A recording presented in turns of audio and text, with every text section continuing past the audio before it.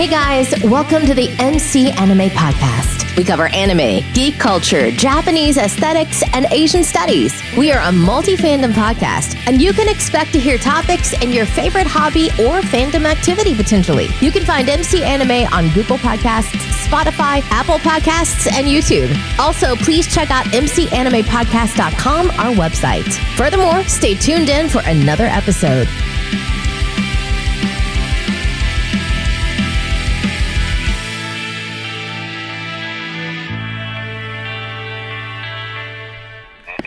Hey guys, welcome to another episode of MC Anime. I'm MC Anime. We have another special guest with us today, DC Glenn. How you doing today, DC Glenn? Doing wonderful, man. So, what's the story of DC Glenn and where can they find you? Well, I am a guy who just does a whole bunch of things. And, kind of known for making the song Whoop, There It Is, and known for this Geico commercial called Scoop, There It Is, and just working on tons of things. And I'm also an SEO expert. I wouldn't say expert, I'm just masterful at the things I do with SEO, search engine optimization. And here's the first lesson for you guys when you're doing your social medias: make sure your platforms are all the same tag. Mine is DC Glenn ATL if you want to find me, and it's Tag Team Whoop if you want to contact Tag Team or want to look at tag team pictures or what have you. And our site is tagteambackagain.com. First lesson. Yeah, it's very important to have a essential tagline that everyone can use, whatever platform they're on, to find the best convenient platform to follow you and support you as well. And it also helps Google's bot to not necessarily put you in the right place, but to gather all the things out there in the universe that are about you and bring them back to you. Mm-hmm. So there might be an article that you did when you were a kid or something out there that when it crawls, that metadata shows and it can bring it back to you, and then that enters your knowledge panel. For those who know what a knowledge panel is, if you type in your name or something into Google, that big long square a rectangle on the right-hand side with pictures and all your information, that's the knowledge panel. Mm-hmm. And that's kind of what you want to just have filled out. And that is very helpful when people are trying to find you and use your services, or find you because you're you. Yeah, I did a couple of tagline pictures of me. Apparently I have like 3 or 4, all tied to different usernames, but they all do the same thing, so they're all connecting back to me. Yeah. So when they search my name, this comes up, that comes up, this blog comes up, the podcast comes up, everything comes up. Yeah, I used to be like that, and you just kind of want to disambiguate so you don't confuse that bot, and then everything is consolidated and centralized, and then that's how people can find you. That's how you gain more followers. That's how you you want consistency and synergy, and the tagline a lot of years to learn that. The tagline I use for my Facebook is actually Blog MC Anime. It's been the same ever since. Mm-hmm. So I use that as a tagline, and people can find me pretty easily when I use that. So yeah, it such as an algorithm, and everything that's associated with it comes up as well. Mm-hmm. Cool. Really cool, actually. Cool. Even the website domain's the same. Blog MC Anime, because I have to have something original because MC and anime is so common. It's a good tag name. Huh? Definitely. That's a good tag name, definitely. I mean, I used to be a blog, so I might as well just keep it the same. Keep everything the same. Perfect. So, what you got this today? episode, we are actually discussing a very interesting topic. It's going to be how to leave a legacy, and how does that legacy mean for different people viewing it like internet content, in the atmosphere of just leaving a digital footprint and how they can resonate with that digital footprint and take a different experience from it. What's some of your experience with that? Well, for me, as an artist, there are thousands upon thousands of things about me because of what I've done the last 30 years with Won't There It Is and all the things that I've done. And it does me no good for it to just be sitting out there in the universe just randomly, right? So I think it was 2011. I'm DJing in the club, and I get a call, my main club, I get a call from a New York Times reporter. And I'm like, call me tomorrow, because she called me when I was working. I was like, what is this? And she called me on a Sunday, and I was like, what's up? And she was like, have you read the Gawker article? And I was like, no. She's like, the world thinks that Barack Obama was in your music video because they had took a frame of this other rapper, L.A. Snow, and it looked just like a young Barack Obama. It was funny. So we played it up, and we did press for like 2 weeks, right? I mean, just tons of press. And at the end of that 2 weeks, I was kind of upset because I didn't have no money in my pocket to show for it, right? Opportunities like that you can't let just dissipate. So that's what started my search engine optimization career. You know, the ability to get on the first page of Google. Digital marketing, that was the beginning of social media back then, right? All the platform forums were kind of brand new. MySpace was kind of dying.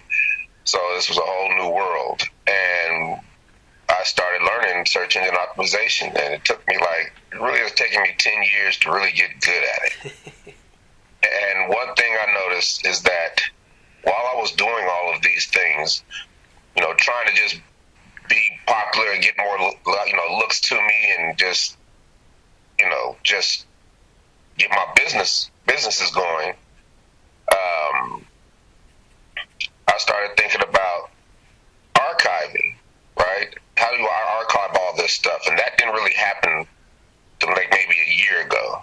And, the whole reason to do search engine optimization is to be found. And fast forward to 2020, September, I get a call from my agent for acting because I'm an actor too. And her name is Lena. And she was like, DC, you just booked a Geico commercial. And I was like, don't play with me. Be in the middle of a pandemic. I ain't booked no Geico commercial because I ain't even auditioned for no Geico commercial. She was like, no, DC, they want a tag team. I was like, oh, tag team. And I went to my tag team phone, and there was a message from Geico. And it was just amazing because they didn't wait for me. They went and found my profile on IMDb. And because I had been doing SEO and went to every profile I could find and filtered out correctly, left contact information, consolidated all my tags, did everything I needed to do from an archival standpoint, they found me, called my agent. I let my agent make the deal, and it's the biggest deal I've ever made in my life, right? And oh gosh, yeah, that goes to show you how important that was. So even in the throes of the Geico commercial, I learned about Wiki. I was trying to.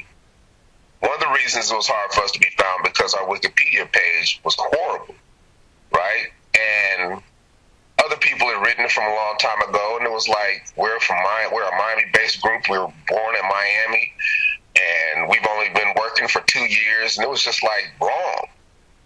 And that's one of the things that you have to correct. So it took me I started this in 2015. It took me 5 years to do a Wikipedia, learn how to do the Wikipedia page right, because people charge too much to do the Wikipedia pages.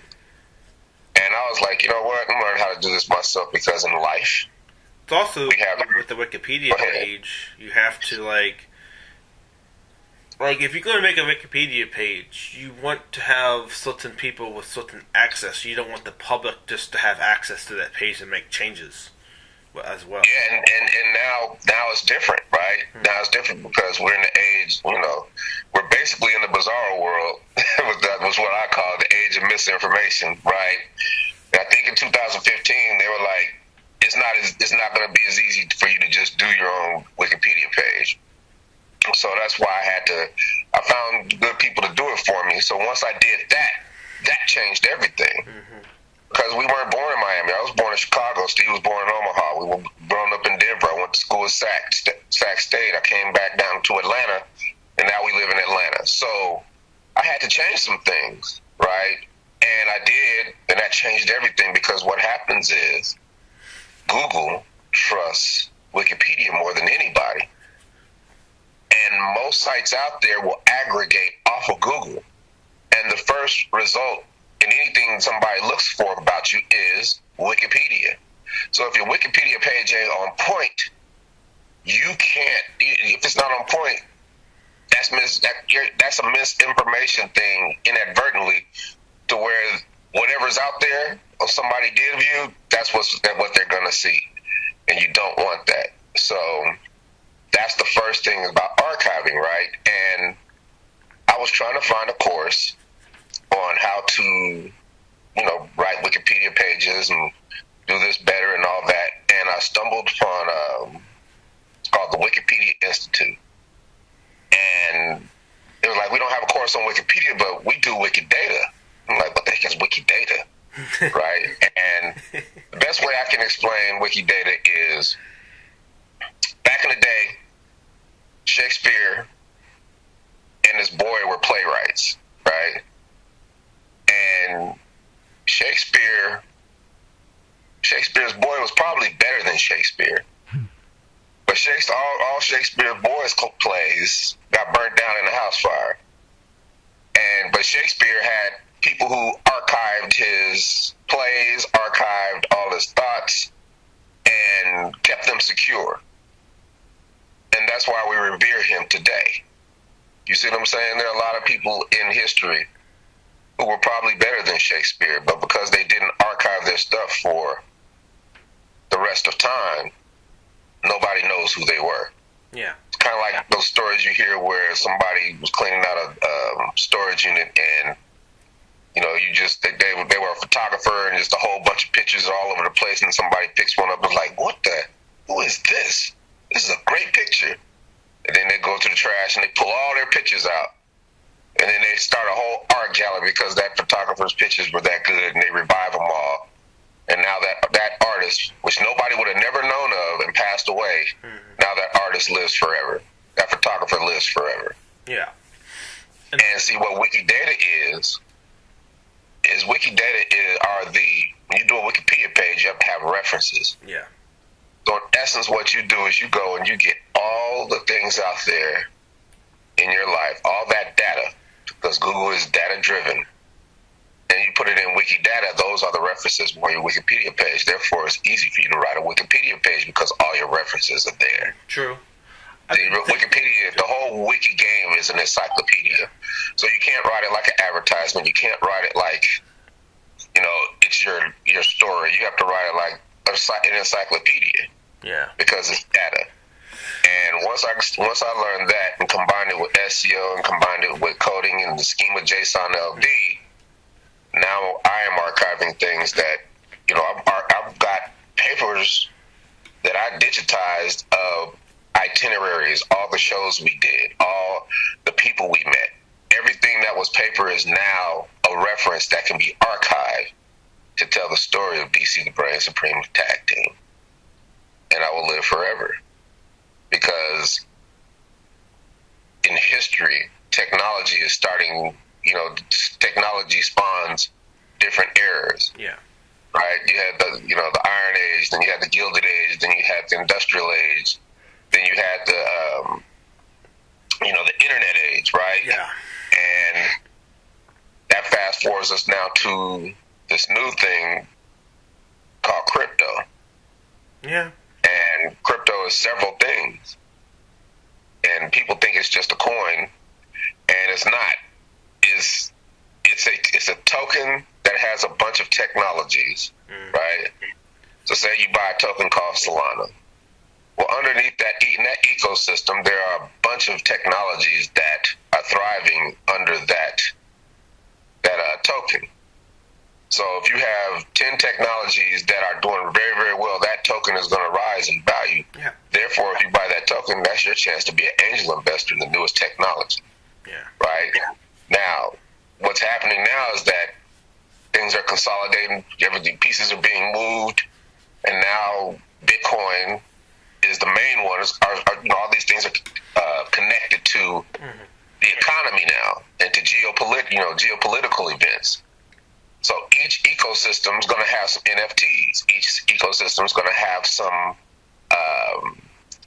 decentralized currency. Each ecosystem is going to have a metaverse, right? And that's the new frontier. True. Right? And it's like the beginning of the internet. Oh, yeah. And everybody's looking at it like, they jumped on, and then when the market crashed, it was like, oh my God, it was just a fad. But it's not. People don't realize that. You can't go into it thinking you're going to get rich. You got to go into it and what is the value that it's going to provide to humanity. And going back to what you said about Wikipedia, I've been thinking about, should I start a Wikipedia page? It'd be kind of cool. Everyone can see where I am and see more about me. If they want to do a quick summary, then I'll be on the Wikipedia page. So, I can maybe do it. It's just getting the right references and getting the right information presented. How the internet will see me is more important than I realized. Yeah. Because, that information is not just the entry ticket to who I am. It's the entry ticket that it's only 2 pages that they're going to see. One is the podcast itself on the Wikipedia, and then me personally is my LinkedIn page. Those are the 2 pages that you have to optimize more because of the importance that they bring. LinkedIn is. But this is the first layer of it, though, right? So here's my layer. Here's my formula, and I give it away because I know everybody's not going to put in the work like I did. And my thing is, I give what I want first. So I'm here today because I'm trying to talk to people.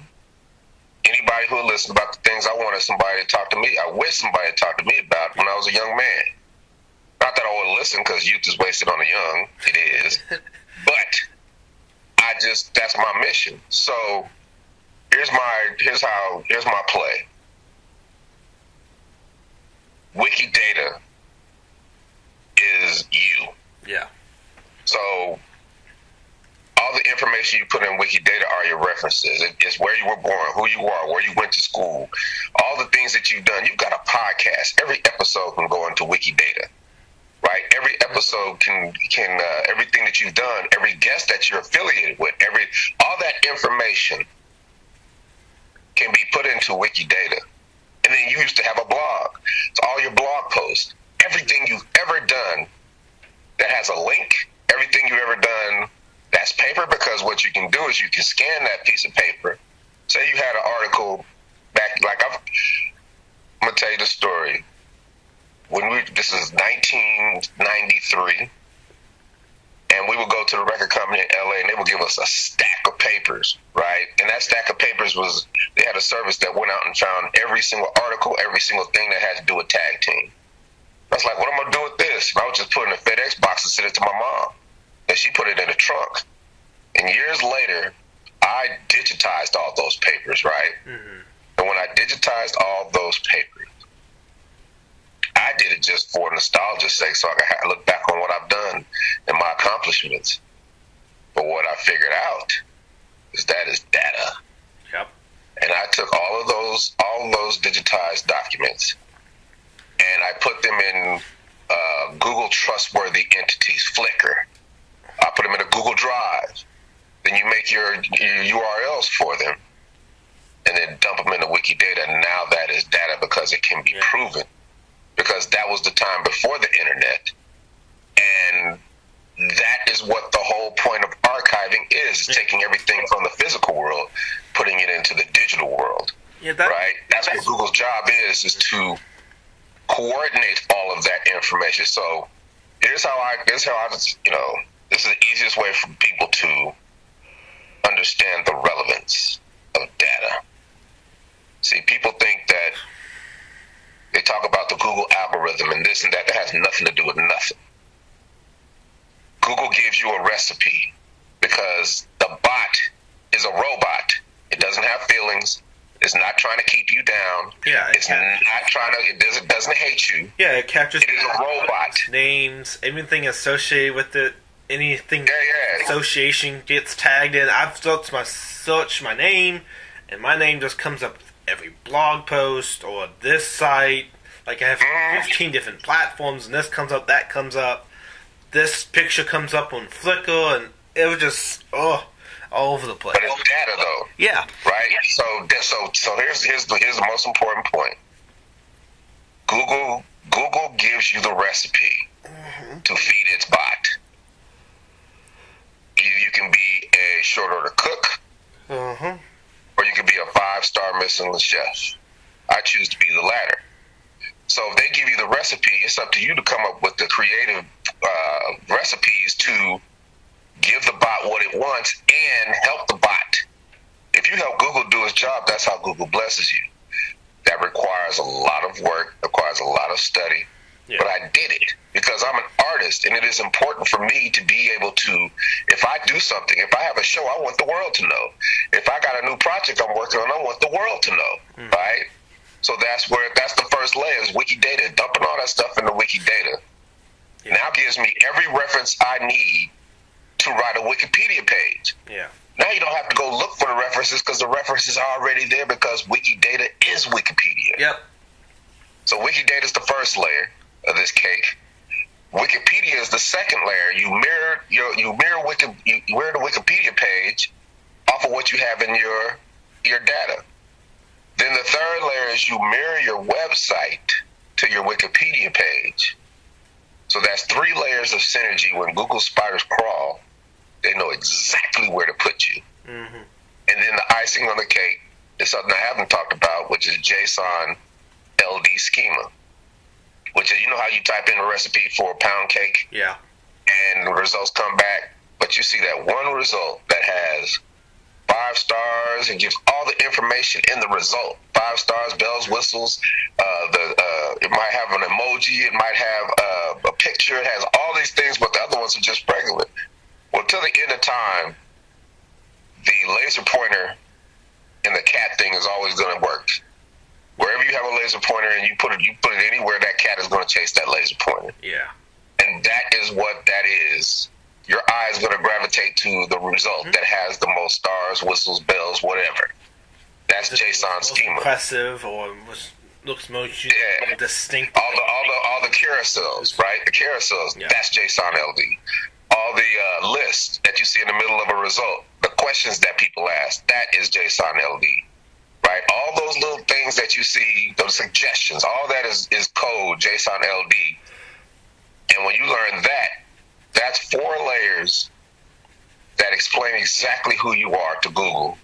And then now Google will put you where you want to be, and it will go out in the universe and pull it's almost like a Marvel movie where, the earth is sucking itself into itself and everything is coming to this black hole, but in a good way, because Google goes out in the universe and pulls everything back to you and places it where it needs to be. Yeah, it's just like when I did my search for my podcast, seeing how many platforms I'm on.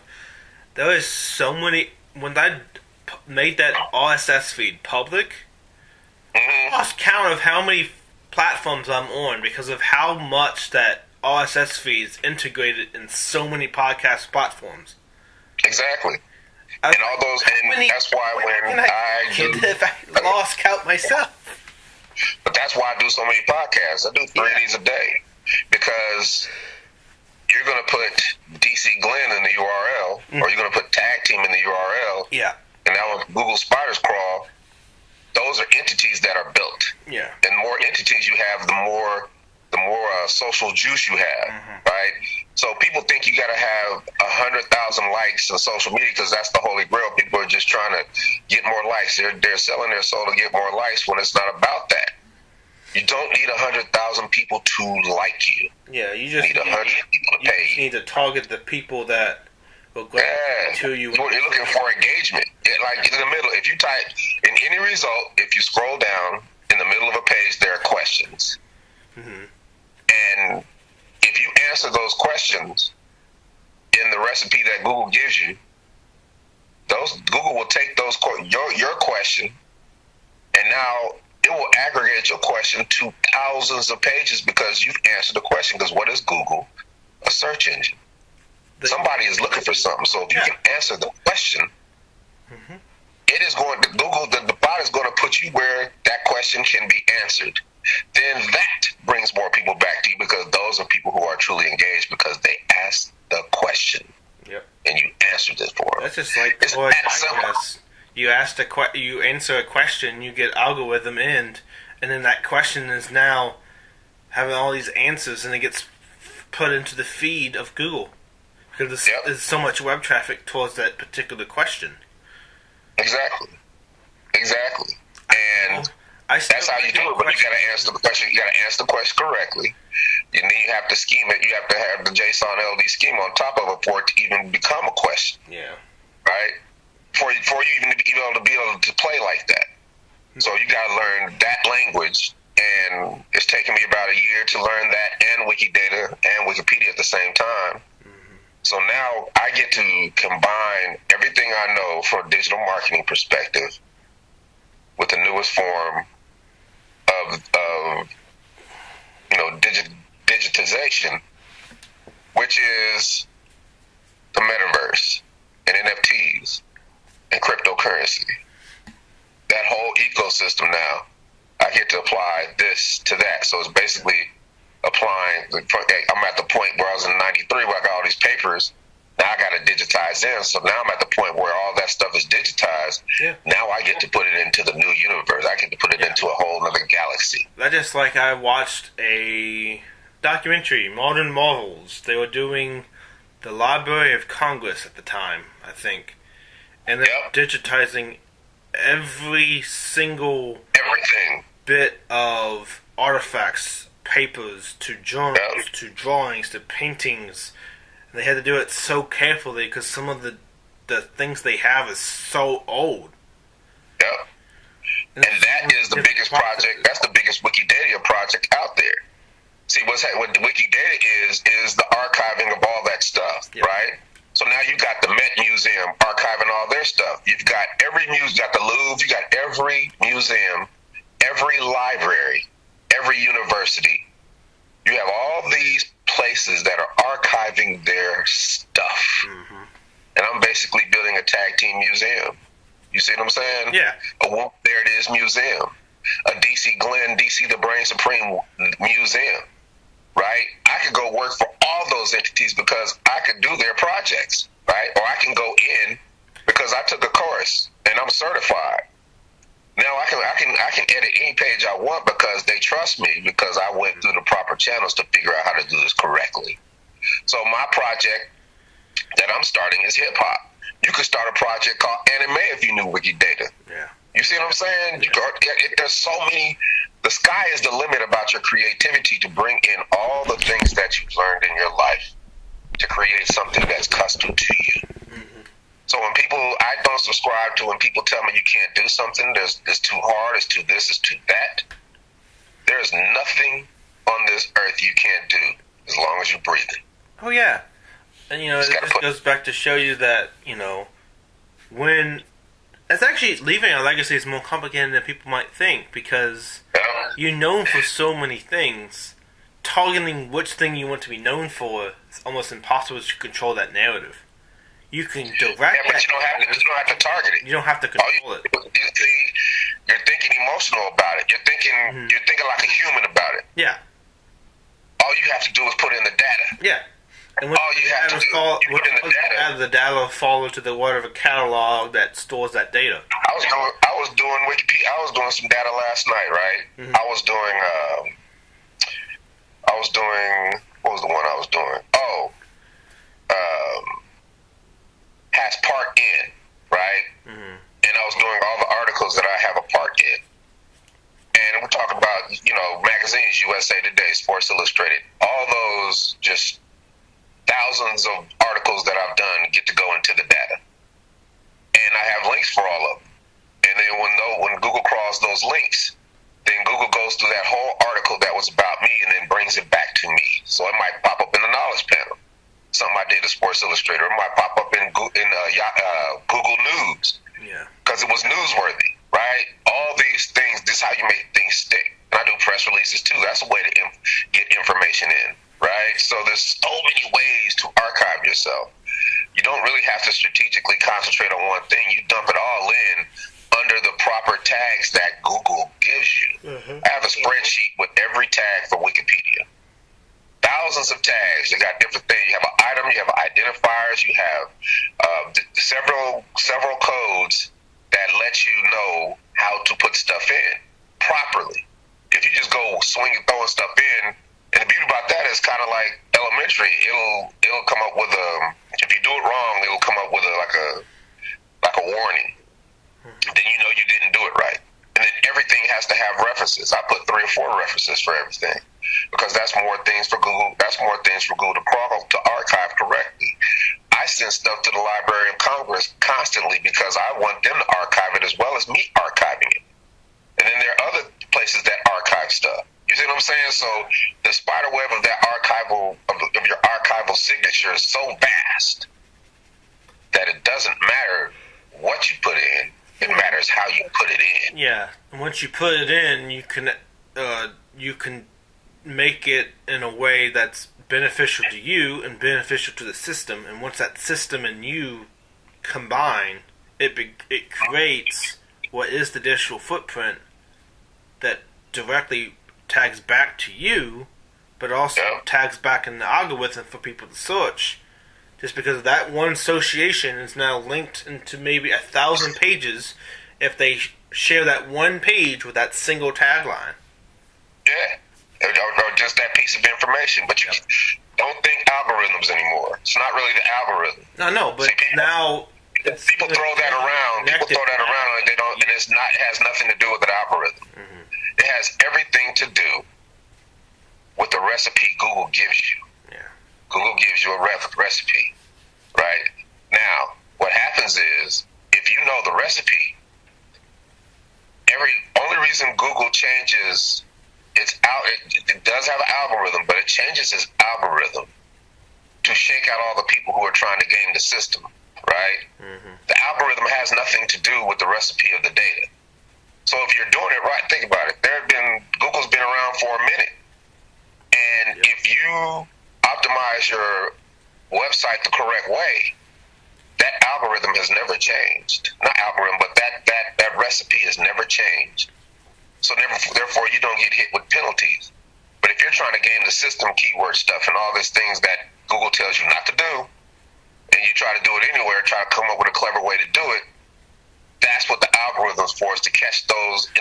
That's to catch the people who are trying to cheat and get their way into, because that confuses the bot. So they can't have that. So they have to keep upgrading and changing that algorithm, because that's what shakes out the leaves and shakes out all the bad stuff. And if you do it the right way, you never have to worry about that. And that's the beauty of it. But people don't see it that way because it's human nature to want it now. It's human nature to try to find a shortcut. But there's no way around it. There is no shortcut to this. You gotta put in the work. Everything that involves you is so small, but that small detail, once you digitize it, is now ingrained into the internet.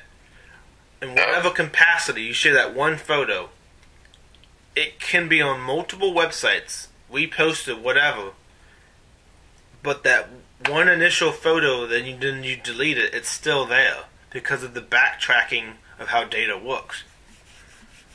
Yeah. Or, like with Wikipedia is the whole Wikipedia system is a library. Yeah. So you have a place where you can put your pictures, which is called Wikidata Commons, or Wikipedia Commons. Mm-hmm. Commons is where you put all your pictures that go, and you put those pictures out of yourself. They last forever. Yeah.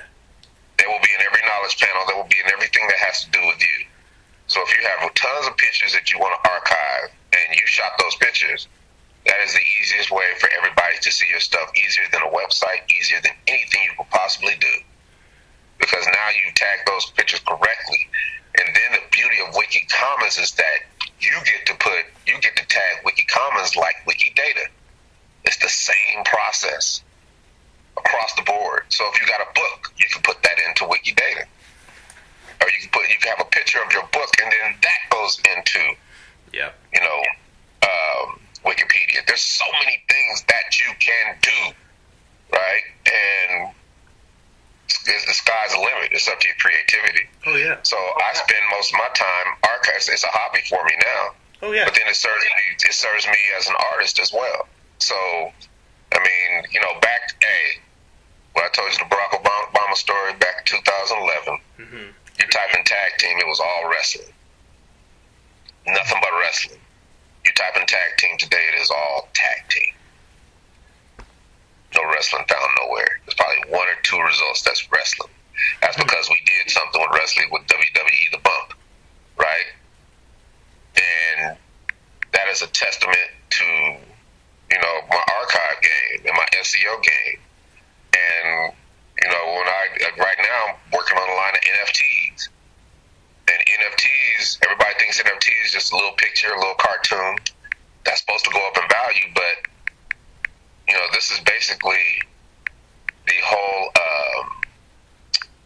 sports memorabilia game dumped into the digital world, right? So if it's authenticated and it has a place, like we've done 1 million halftime shows, and every halftime show I have a jersey, and I could give that jersey away along with a little NFT picture that I drew. And now that NFT has value because that's one thing that nobody else has, and I don't want it. I could keep it and put them in frames and stuff like that, but that's not important to me. I would rather put that and put it to an NFT. Then that NFT increases in value, right? And then the fact that NFT increases in value, the deal that you make is that you get a royalty for every time that is sold in value. So when it increases in value and it sells again, not only did you get the money at the front end, you still get money on the back end, which is a 10% royalty, which is just like records, just like publishing, right? So that's how that works, right? You can do that with all kind of stuff. But if you're an artist and you have something cool, then you have to attach some type of value to it. Everything that is on the metaverse has to have a value to it. I look at the metaverse as an amusement park where you went to when you were a kid, right? And in that amusement park is on land. And if it's on land, well, where is the most lucrative real estate in that amusement park? Well, it depends on what you do. So if you sell hot dogs, you want to be by the food court. Yeah. If you have a roller coaster company, well, you want to be in a place where everybody sees your roller coaster first. Yeah. Right? If you want to be that's when you hear people say, okay, I bought some digital real estate, that's what that means, because that is basically the new form of marketing. Yeah. Okay. And when the ad agencies and all these marketing people get in on this, like Nike is and everybody is, then they're going to be the ones that lead us into the future with this, because there are millions of people all over the world. It's a global thing that are in this space. And there's never been a time where everything has been more global than in that space. That's why everybody put a whole bunch of money into it, and everybody right now, media's laughing at them like, oh, you lost $8 billion in value messing around with the metaverse. It's free value. The time they spent in it, it's not like they spent, $1 million to do it.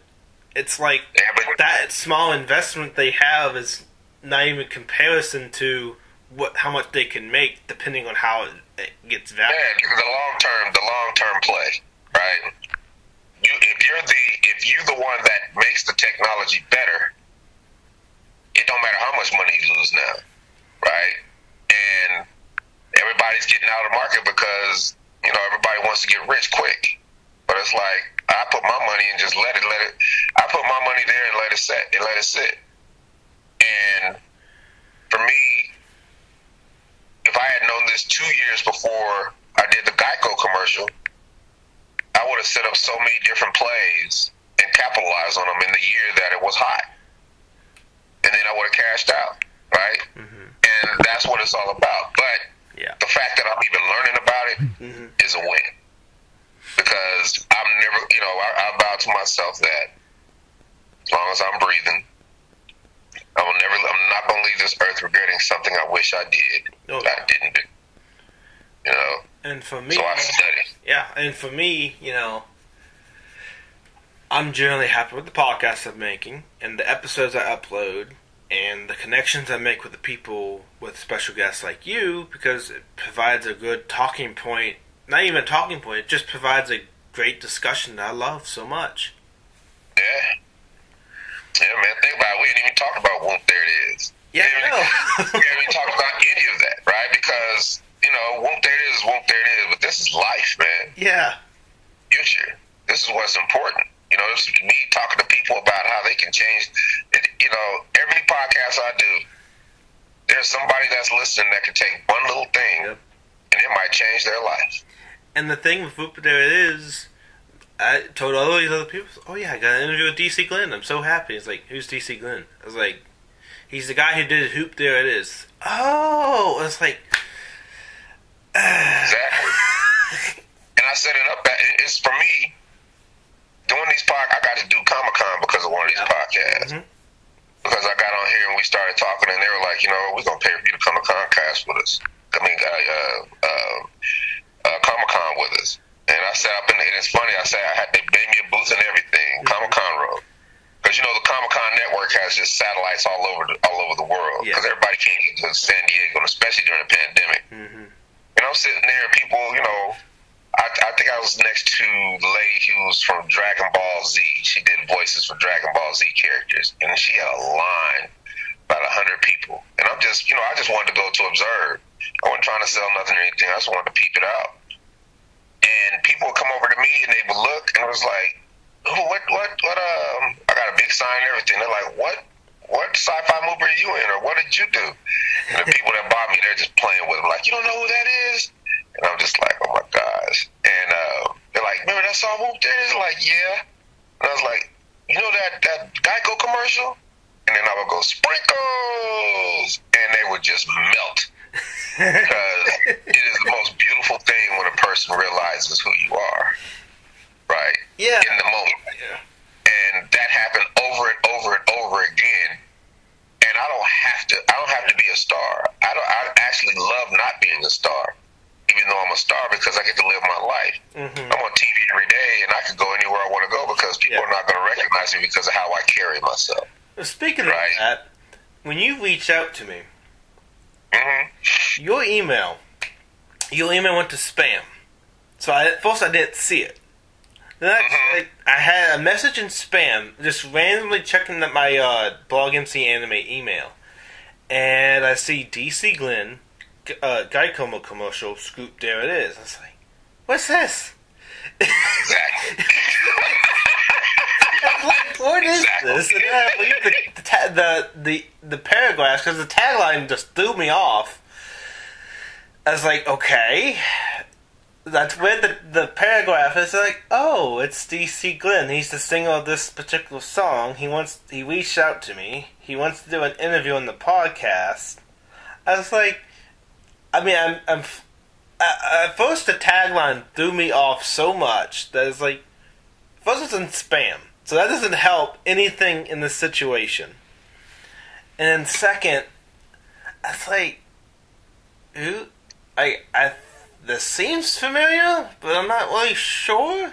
So I read the paragraph, and you express, I saw you thought it'd be really cool to do this podcast and talk about this. And it's like, okay. Why didn't you just tag me with MC Anime? Hey man, because see, now this is the thing.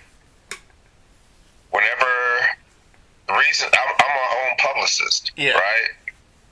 And the reason I became my own publicist is because they were telling me that they couldn't help me with the Geico commercial because we were in a pandemic.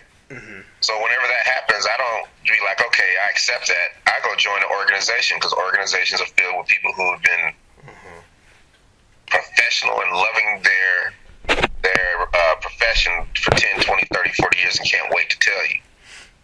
And I'm on a Geico, I think it was 2 days before the Super Bowl week, I joined an organization called PRSA, Public Relations Society of America. I'm going to be my own damn publicist, and I'm on a Zoomcast with the CEO of this big PR firm.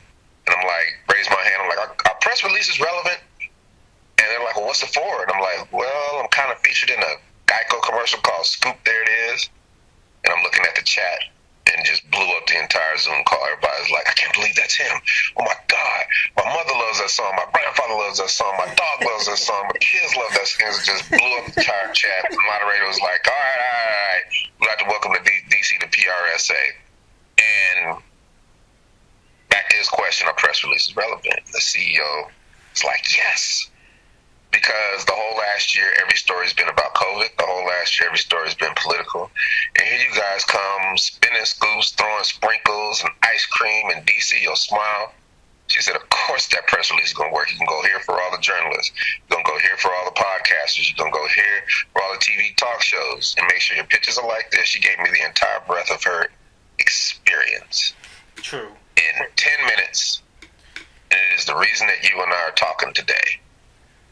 And every time I do a podcast, it is another block of archive of my life. And I have done some good in the world because I have given knowledge to people who might not have had this knowledge to begin with. Well, usually my experience is that any email I get usually has like NC Anime or podcast in the tagline. You didn't have that. It's like, this is throwing me off because I like you show me in spam, and it's just this big long text. And it's like, okay, I like the text. I wish I knew what the relevance. I don't know why I read it. I just read it because it was, I guess, interesting enough. It didn't seem boring. It didn't seem like a scam. Captures the interest. And that has to go. That has to do. It's hard to. It's difficult. You know what I mean? And I'm learning stuff every day. But, a lot of times things go to spam, and you have to check that spam. And everybody goes through it. But sometimes you get so much that you can't go through all of it. But I guess, I was in the right place at the right time. Don't make it public, so I don't tag it to any website. I usually tag it in contact info because that is a lot easier. So I can separate all the personal email. I have 17,000 emails, and there's just a bunch of ads. Oh yeah, I do too. But I spend a lot of time making my email is my lifeline. Yeah. So I'm spending a lot of time unsubscribing and making sure that the right stuff gets in and the other stuff don't come. And the terrible stuff gets out. And it's a full-time job, but. If that's DC Gotta Eat has been my email forever. And, I've got tag team emails and stuff like that, but they all come to DC Gotta Eat. So anytime somebody sells my information or anything like that, I have to correct it. And it's not, it just takes time. Like today I'm going to do it. And when I finish with this, I got a meeting at 10 o'clock. So I got to go through and find something. But in order to find things, the email is one thing you have to archive. I archive every email that's relevant. So I can go back and find it, and I can go back and follow up, and I can go back and rehash things, and I can go, it's another encyclopedia, right? So I'm so good at archiving, it doesn't bother me to do that, but everybody else, it is a pain in the ass. And it's easy. They don't understand the relevance. Yeah. If you understand the relevance about something and why it's important, then it's not a job, it's something that you do. If I had a chance to do archiving, I would love to do it, because it's just, if it's me, then that archiving is not more personal. But the thing of it is, though, with Wikidata, let me make this clear. It can't be about you. No, right? I'm doing it would be about, you would have to go, you would have, when you do anime, right? So you're versed in it. So you would go and find certain sites, or you would even create anime Wikidata, that because you have to have an entity out there. So so one of the things I found out was, they'll ask you, who is your father? Well, my father is Cecil Glenn, and then when I put it in, they're like, well, you can't use that because that person has to have a Wikidata number. So therefore, because I'm an editor, I can go create my father's Wikidata page, and now I can connect us, right? So if all the places that are you affiliated with, they might not have an entity out there, so you have to go create it. That's what Wikidata is for. Yeah. So everything that is not in the internet can become in the internet. Yeah. And you go do everybody else's stuff, but in the same time, you're doing yours. You see what I'm saying? Yeah. So you have to serve a bigger purpose than yourself.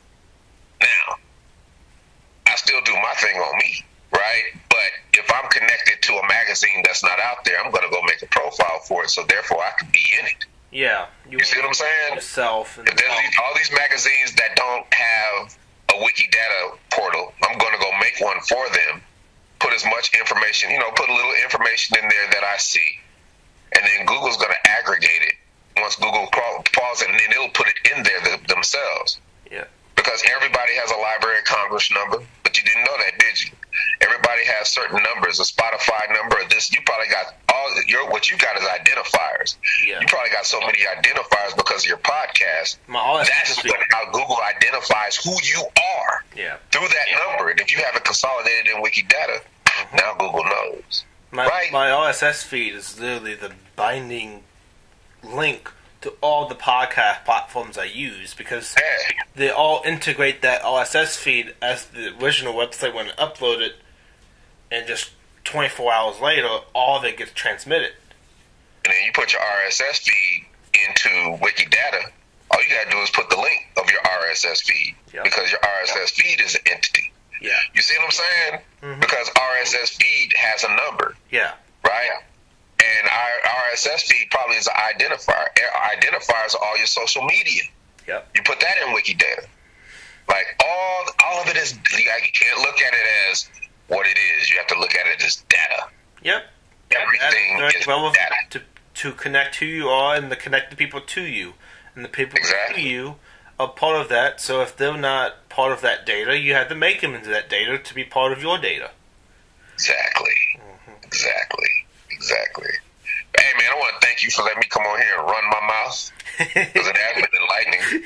And I'm glad. I hope I'm giving people some value. And, like I said, DC Glenn ATL, if you want to find me, DC Glenn, me, and Tag Team Woo. Mm-hmm. All the handles are the same. You'll find me.